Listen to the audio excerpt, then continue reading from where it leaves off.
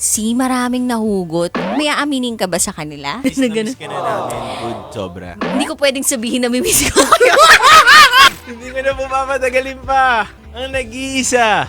At napakaganda ngayong gabi na to. Parang walang nangyari, Mars. Parang ano lang. Oh! Hay nako, alam nyo, ang dami ko nababalitaan habang buntis ako at umiire. Na si Titan Jello, nagsasabog na dito ng ng lahi. Hindi ko sure kung anong klaseng elyon, lande o lahi. Pero anyway, dude, grabe, pumipiyok pa ako dun. Ay, ang lakas daw ng mic ko. So, biglaan lang to, guys. Biglaan na napadaan ako. Ito, nandito yung mga gatas ko. Kasi kanina Miss na na gano'n. miss ka na namin. Good, sobra. Hindi ko pwedeng sabihin na mimiss ko kayo.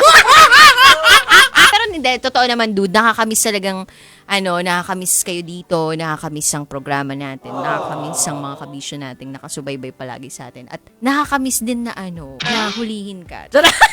Maraming nahugot. May aaminin ka ba sa kanila? Sino ba ito pinag-uusapan natin? Ikaw, Titan Jello, Di mo pa nga